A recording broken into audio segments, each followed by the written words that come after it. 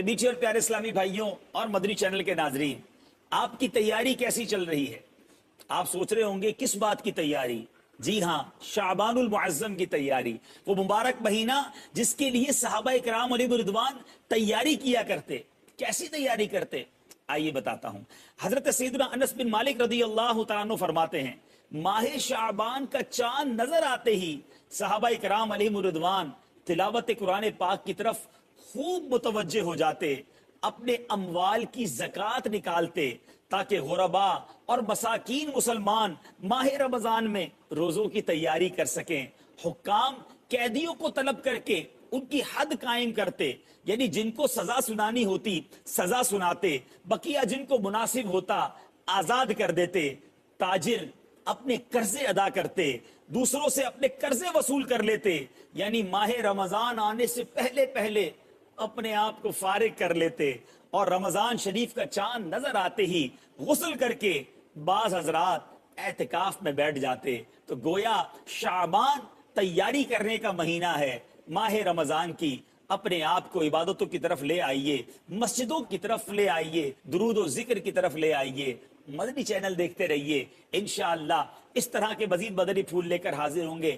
اور یاد رہے، ماہ رمضان میں ابھی سے اعتکاف کی نیت بھی کر لیجئے۔ صلو علی الحبیب صلی اللہ تعالی علی محمد صلی اللہ علیہ وسلم۔ سورہ تکاثر۔ سورہ تکاثر کا تعارف، مقام نزول۔ سورہ تکاثر مکہ مکرمہ میں نازل ہوئی ہے۔ آیات، کلمات اور حروف کی تعداد، اس سورت میں 1 رکوع، 8 آیتیں، 28 کلمے اور 120 حروف ہیں۔ تکاثر نام رکھنے کی وجہ، تکاثر کا معنی ہے مال، اولاد اور خادموں کی کثرت پر فخر کرنا۔ اس سورت کی پہلی آیت میں یہ لفظ موجود ہے، اس مناسبت سے اسے سورہ تکاثر کہتے ہیں۔ سورہ تکاثر کے فضائل۔ نمبر 1، حضرت عبداللہ ابن عمر رضی اللہ تعالی عنہما سے روایت ہے، نبی اکرم صلی اللہ تعالی علیہ وآلہ وسلم نے ارشاد فرمایا، کیا تم میں سے کوئی اس کی طاقت نہیں رکھتا کہ وہ روزانہ 1000 آیتوں کی تلاوت کرے؟ صحابہ کرام رضی اللہ تعالی عنہم نے عرض کی، اس کی طاقت کون رکھتا ہے؟ ارشاد فرمایا، کیا تم میں کوئی روزانہ پڑھنے کی طاقت نہیں رکھتا؟ یعنی یہ سورت پڑھنا ثواب میں 1000 آیتیں پڑھنے کے برابر ہے۔ نمبر 2، حضرت جریر بن عبداللہ رضی اللہ تعالی عنہ فرماتے ہیں، رسول اللہ صلی اللہ تعالی علیہ وسلم نے ارشاد فرمایا، میں تمہارے سامنے سورت الہاکم التکاثر پڑھنے لگا ہوں، تو اسے سن کر جو رو پڑا تو اس کے لیے جنت ہے۔ آپ صلی اللہ تعالی علیہ وآلہ وسلم نے وہ سورت پڑھی تو بعض صحابہ کرام رضی اللہ تعالی عنہم رو پڑے اور بعض کو رونا نہیں آیا۔ جن صحابہ کرام رضی اللہ تعالی عنہم کو رونا نہیں آیا تو انہوں نے عرض کی، یا رسول اللہ صلی اللہ تعالی علیہ وآلہ وسلم، ہم نے بہت کوشش کی لیکن رونے پر قادر نہیں ہو سکے۔ حضور اقدس صلی اللہ تعالی علیہ وسلم نے ارشاد فرمایا، میں دوبارہ تمہارے سامنے وہ سورت پڑھتا ہوں تو جو رو پڑا اس کے لیے جنت ہے، اور جسے رونا نہ آئے تو وہ رونے جیسی سورت بنا لے۔ سورہ تکاثر کے مضامین۔ اس سورت کا مرکزی مضمون یہ ہے کہ اس میں فقط دنیا کی بہتری کے لیے عمل کرنے کی مذمت بیان کی گئی اور آخرت کے لیے تیاری نہ کرنے پر تنبیہ کی گئی ہے، اور اس سورت میں یہ مضامین بیان ہوئے ہیں۔ نمبر 1، اس سورت کی ابتدا میں بتایا گیا کہ زیادہ مال جمع کرنے کی حرص نے لوگوں کو آخرت کی تیاری سے غافل کر دیا ہے، اور یہ حرص ان کے دلوں میں رہی یہاں تک کہ انہیں موت آ گئی۔ یہ بیان کیا گیا کہ نزع کے وقت زیادہ مال جمع کرنے کی حرص رکھنے والوں کو اس کا انجام معلوم ہو جائے گا، اور اگر وہ اس کا انجام یقینی علم کے ساتھ جانتے تو مال سے کبھی محبت نہ رکھتے۔ نمبر 3، اس سورت کے آخر میں یہ بتایا گیا کہ مرنے کے بعد مال کی حرص رکھنے والے ضرور جہنم کو دیکھیں، اور قیامت کے دن لوگوں سے نعمتوں کے بارے میں پوچھا جائے گا۔ سورہ قارعہ کے ساتھ مناسبت۔ سورہ تکاثر کی اپنے سے ماقبل سورت قارعہ کے ساتھ مناسبت یہ ہے کہ سورہ قارعہ میں قیامت کی بعض ہولناکیاں بیان کی گئی، اور اس سورت میں جہنم کا مستحق ہونے کی وجہ بیان کی گئی کہ لوگ دنیا میں مشغول ہو کر دین سے دور ہو جائیں گے اور گناہ کرنے لگیں گے، جس کی وجہ سے انہیں جہنم میں ڈالا جائے گا۔ ماں اللہ کے نام سے شروع جو نہایت مہربان رحمت والا ہے۔ ألهاكم التكاثر حتى زرتم المقابر۔ ترجمہ، زیادہ مال جمع کرنے کی طلب نے تمہیں غافل کر دیا، یہاں تک کہ تم نے قبروں کا منہ دیکھا۔ ألهاكم التكاثر زیادہ مال جمع کرنے کی طلب نے تمہیں غافل کر دیا۔ تفسیر سراۃ الجنان میں ہے، ارشاد فرمایا کہ زیادہ مال جمع کرنے کی طلب نے اور اپنے مال اور اولاد پر فخر کرنے نے تمہیں اللہ تعالیٰ کی عبادات سے غافل کر دیا۔ کثرت مال کی حرص کی مذمت۔ اس سے معلوم ہوا کہ کثرت مال کی حرص اور اس پر اور اولاد پر فخر کا اظہار کرنا مذموم ہے، اور اس میں مبتلا ہو کر آدمی اخروی سعادتوں سے محروم رہ جاتا ہے۔ اللہ تعالیٰ ارشاد فرماتا ہے، ترجمہ: جان لو کہ دنیا کی زندگی تو صرف کھیل کود اور زینت اور آپس میں فخر و غرور کرنا اور مال اور اولاد میں ایک دوسرے پر زیادتی چاہنا ہے۔ دنیا کی زندگی ایسے ہے جیسے وہ بارش جس کا اگایا ہوا سبزہ کسانوں کو اچھا لگتا ہے، پھر وہ سبزہ سوکھ جاتا ہے تو تم اسے زرد دیکھتے ہو، پھر وہ پامال کیا ہوا بیکار ہو جاتا ہے، اور آخرت میں سخت عذاب ہے، اور اللہ کی طرف سے بخشش اور اس کی رضا بھی ہے، اور دنیا کی زندگی تو صرف دھوکے کا سامان ہے۔ اور ارشاد فرمایا، ترجمہ: اے ایمان والو، تمہاری بیویوں اور تمہاری اولاد میں سے کچھ تمہارے دشمن ہیں تو ان سے احتیاط رکھو، اور اگر تم معاف کرو اور درگزر کرو اور بخش دو تو بے شک اللہ بخشنے والا مہربان ہے۔ تمہارے مال اور تمہاری اولاد آزمائش ہی ہیں، اور اللہ کے پاس بڑا ثواب ہے، تو اللہ سے ڈرو جہاں تک ہو سکے، اور سنو اور حکم مانو، اور اپنے فائدے کے لیے اللہ کی راہ میں خرچ کرو، اور جسے اس کے نفس کے لالچی پن سے بچا لیا گیا تو وہی فلاح پانے والے ہیں۔ اور حضرت مطرف رضی اللہ تعالیٰ عنہ اپنے والد سے روایت کرتے ہیں کہ میں رسول کریم صلی اللہ تعالیٰ علیہ وآلہ وسلم کی خدمت میں حاضر ہوا، اس وقت آپ الہاکم التکاثر کی تلاوت فرما رہے تھے۔ آپ صلی اللہ تعالیٰ علیہ وآلہ وسلم نے فرمایا، ابن آدم کہتا ہے کہ میرا مال میرا مال۔ اے ابن آدم، تیرا مال وہی ہے جو تو نے کھا کر فنا کر دیا، یا پہن کر بوسیدہ کر دیا، یا صدقہ کر کے آگے بھیج دیا۔ حضرت ابو ہریرہ رضی اللہ تعالیٰ عنہ سے روایت ہے، رسول اللہ صلی اللہ تعالیٰ علیہ وسلم نے ارشاد فرمایا، بندہ کہتا ہے کہ میرا مال میرا مال، اس کے لیے تو اس کے مال سے صرف 3 چیزیں ہیں۔ نمبر 1، جو اس نے کھا کر فنا کر دیا۔ نمبر 2، جو اس نے پہن کر بوسیدہ کر دیا۔ نمبر 3، جو کسی کو دے کر آخرت کے لیے ذخیرہ کر لیا۔ اس کے ماں سوا جو کچھ بھی ہے وہ جانے والا ہے، اور وہ اس کو لوگوں کے لیے چھوڑنے والا ہے۔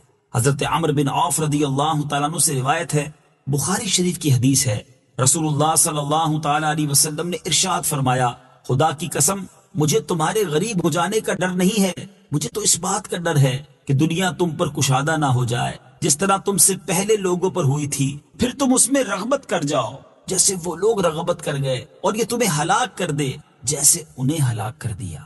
حضرت ابو ہریرہ رضی اللہ تعالیٰ عنہ سے روایت ہے، سرکار دو عالم صلی اللہ تعالیٰ علیہ وآلہ وسلم نے ارشاد فرمایا، مال و اسباب کی کثرت سے مالداری نہیں ہوتی، بلکہ اصل مالداری تو دل کا غنی ہونا ہے۔ خدا کی قسم مجھے تمہارے بارے میں محتاجی کا خوف نہیں ہے، لیکن مجھے تمہارے بارے میں اس بات کا خوف ہے کہ تم کثرت مال کی ہوس میں مبتلا ہو جاؤ گے۔ حضرت کعب بن مالک رضی اللہ تعالیٰ عنہما سے مروی ہے، ترمذی شریف کی حدیث ہے، حضور اقدس صلی اللہ تعالیٰ علیہ وآلہ وسلم نے ارشاد فرمایا، 2 بھوکے بھیڑیے جو بکریوں میں چھوڑ دیے جائیں وہ ان بکریوں کو اس سے زیادہ خراب نہیں کرتے جتنا مال اور عزت کی حرص انسان کے دین کو خراب کر دیتی ہے۔ اللہ تعالیٰ سب مسلمانوں کو مال کی حرص اور ہوس سے محفوظ فرمائے، آمین۔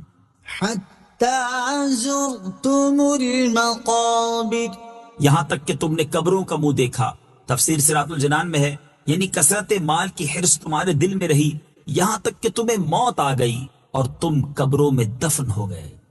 مال اور اولاد کی حقیقت یاد رہے کہ جس مال کے زیادہ ہونے کی حرص کی جاتی ہے اور جس اولاد پر فخر و غرور کا اظہار کیا جاتا ہے، ان کی حقیقت یہ ہے کہ یہ اس وقت تک انسان کے ساتھ رہتے ہیں جب تک اس کے جسم میں روح باقی ہے، اور جیسے ہی روح اس کے تن سے جدا ہوتی ہے اور اسے قبر میں دفن کر دیا جاتا ہے تو وہ مال اور اولاد اس کا ساتھ چھوڑ دیتے ہیں، اور قبر میں اس کے ساتھ صرف اس کا عمل جاتا ہے۔ لہٰذا ہر عقل مند انسان کو چاہیے کہ وہ مال زیادہ ہونے کی حرص کرنے اور اپنی اولاد پر فخر و غرور کرنے کی بجائے نیک اعمال زیادہ کرنے کی کوشش کرے تاکہ یہ قبر میں اس کے بہترین ساتھی ہوں۔ حضرت انس بن مالک رضی اللہ تعالیٰ عنہ سے روایت ہے، حضور اقدس صلی اللہ تعالیٰ علیہ وآلہ وسلم نے ارشاد فرمایا، میت کے ساتھ 3 چیزیں جاتی ہیں، ان میں سے 2 لوٹ آتی ہیں اور ایک اس کے ساتھ رہ جاتی ہے۔ اس کے اہل خانہ، مال اور عمل ساتھ جاتے ہیں۔ اہل خانہ اور مال لوٹ آتے ہیں اور عمل اس کے ساتھ باقی رہتا ہے۔ حضرت عائشہ صدیقہ رضی اللہ تعالی عنہا فرماتی ہیں، ایک دن رسول اللہ صلی اللہ تعالی علیہ وآلہ وسلم نے صحابہ کرام رضی اللہ تعالی عنہم سے دریافت فرمایا، تم جانتے ہو کہ تمہارے اہل و عیال، مال اور اعمال کی مثال کیسی ہے؟ صحابہ کرام رضی اللہ تعالی عنہم نے عرض کی، اللہ تعالیٰ اور اس کا رسول صلی اللہ تعالی علیہ وسلم بہتر جانتے ہیں۔ ارشاد فرمایا، تمہارے اہل و عیال، مال اور اعمال کی مثال اس شخص کی طرح ہے جس کے 3 بھائی ہو۔ جب اس کی موت کا وقت قریب آئے تو وہ اپنے تینوں بھائیوں کو بلائے اور ایک سے کہے، تم میری حالت دیکھ رہے ہو، یہ بتاؤ کہ تم میرے لیے کیا کر سکتے ہو؟ وہ جواب دے، میں تمہارے لیے اتنا کر سکتا ہوں کہ فی الحال تمہاری تیمارداری کروں، تمہارے ساتھ رہ کر تمہاری حاجات اور ضروریات کو پورا کروں، پھر جب تمہارا انتقال ہو جائے تو تمہیں غسل دے کر کفن پہناؤں اور لوگوں کے ساتھ مل کر تمہارا جنازہ اٹھاؤں، کہ کبھی میں کندھا دوں اور کبھی اور شخص۔ جب تمہیں دفن کر کے واپس آؤں تو جو کوئی تمہارے بارے میں پوچھے اس کے سامنے تمہاری بھلائی ہی بیان کروں۔ یہ بھائی در حقیقت اس شخص کے اہل و عیال ہیں۔ یہ فرمانے کے بعد حضور پرنور صلی اللہ تعالی علیہ وآلہ وسلم نے صحابہ کرام سے پوچھا، اس کے بارے میں تمہارا کیا خیال ہے؟ انہوں نے عرض کی، ہم اس میں کوئی بھلائی نہیں پاتے۔ اس کے بعد ارشاد فرمایا، پھر وہ اپنے دوسرے بھائی سے کہے، تم بھی میری حالت دیکھ رہے ہو، تم میرے لیے کیا کر سکتے ہو؟ تو وہ جواب میں کہے، میں اس وقت تک تمہارا ساتھ دوں گا جب تک تم زندہ ہو، جو ہی تم دنیا سے رخصت ہو گئے تو ہمارے راستے جدا جدا ہو جائیں گے، کیونکہ تم قبر میں پہنچ جاؤ گے اور میں یہی دنیا میں رہ جاؤں گا۔ یہ بھائی اصل میں اس شخص کا مال ہے، اس کے بارے میں تمہارا کیا خیال ہے؟ صحابہ کرام رضی اللہ تعالی عنہم نے عرض کی، یا رسول اللہ صلی اللہ تعالی علیہ وآلہ وسلم، ہم اسے بھی اچھا نہیں سمجھتے۔ حضور اقدس نے مزید ارشاد فرمایا، پھر وہ شخص اپنے تیسرے بھائی سے کہے، یقیناً تم بھی میری حالت دیکھ رہے ہو اور تم نے میرے اہل و عیال اور مال کا جواب بھی سن لیا ہے، بتاؤ تم میرے لیے کیا کر سکتے ہو؟ وہ اسے تسلی دیتے ہوئے کہے، میرے بھائی، میں تو قبر میں بھی تمہارے ساتھ رہوں گا اور تمہیں وحشت سے بچاؤں گا، اور جب حساب کا دن آئے گا تو میں تیرے میزان میں جا بیٹھوں گا اور اسے وزن دار کر دوں گا، یہ اس کا عمل ہے، اس کے بارے میں تمہارا کیا خیال ہے؟ صحابہ کرام رضی اللہ تعالی عنہم نے عرض کی، یا رسول اللہ، یہ تو بہت اچھا دوست ہے۔ رسول کریم صلی اللہ تعالی علیہ وآلہ وسلم نے ارشاد فرمایا، حقیقت یہی ہے۔ ہاں اب جلد جان جاؤ گے۔ تفسیر صراط الجنان میں ہے، اس آیت اور اس کے بعد والی 5 آیات کا خلاصہ یہ ہے کہ اے لوگو، ہاں اب نزا کے وقت کثرت مال کی حرص اور اولاد پر فخر و غرور کرنے کے برے نتیجے کو جلد جان جاؤ گے، پھر یقیناً تم قبروں میں جلد جان جاؤ گے۔ یقیناً اگر تم مال کی حرص کا انجام یقینی علم کے ساتھ جانتے تو مال کی حرص میں مبتلا ہو کر آخرت سے غافل نہ ہوتے۔ بے شک تم مرنے کے بعد ضرور جہنم کو دیکھو گے، پھر بے شک تم ضرور اسے یقین کی آنکھ سے دیکھو گے، پھر بے شک ضرور قیامت کے دن تم سے ان نعمتوں کے بارے میں پوچھا جائے گا جو اللہ تعالیٰ نے تمہیں عطا فرمائی تھی، جیسے صحت، فراغت، امن، عیش اور مال وغیرہ، جن سے تم دنیا میں لذتیں اٹھاتے تھے، اور ان کے بارے میں یہ پوچھا جائے گا کہ یہ چیزیں کس کام میں خرچ کی، ان کا کیا شکر ادا کیا، اور ان نعمتوں کا شکر ترک کرنے پر انہیں عذاب کیا جائے گا۔ قیامت کے دن ہر نعمت کے بارے میں پوچھا جائے گا۔ اس سورت کی آیت نمبر 8 سے معلوم ہوا کہ قیامت کے دن ہر نعمت کے بارے میں سوال ہوگا، چاہے وہ نعمت جسمانی ہو یا روحانی، ضرورت کی ہو یا عیش و راحت کی، حتیٰ کہ ٹھنڈے پانی، درخت کے سائے اور راحت کی نیند کے بارے میں بھی سوال ہوگا۔ اللہ تعالیٰ ارشاد فرماتا ہے، اور اس بات کے پیچھے نہ پڑ جس کا تجھے علم نہیں، بے شک کان اور آنکھ اور دل، ان سب کے بارے میں سوال کیا جائے گا۔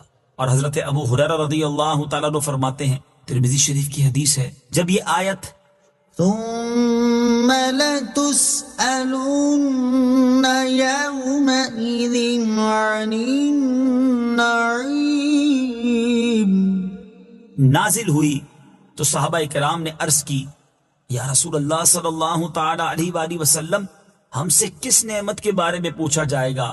حالانکہ ہمارے پاس تو صرف یہی 2 سیاہ چیزیں یعنی کھجور اور پانی ہیں، دشمن حاضر ہے اور تلواریں ہمارے کندھوں پر ہیں، ارشاد فرمایا ان قریب ایسا ہی ہوگا۔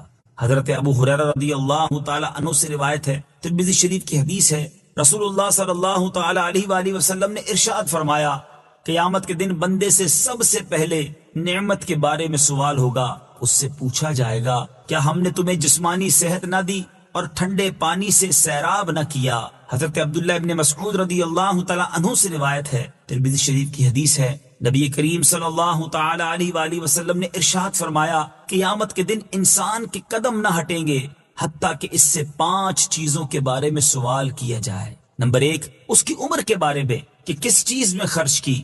نمبر 2 اس کی جوانی کے بارے میں کہ کس کام میں گزری۔ نمبر 3 اور 4 اس کے مال کے بارے میں کہ کہاں سے کمایا اور کہاں خرچ کیا۔ نمبر 5 اس کے علم کے بارے میں کہ اس پر کتنا عمل کیا۔ اللہ تعالیٰ ہر مسلمان کو اپنی نعمتوں کا شکر ادا کرنے کی توفیق عطا فرمائے، اور ہر مسلمان کو چاہیے کہ وہ یہ دعا مانگا کرے۔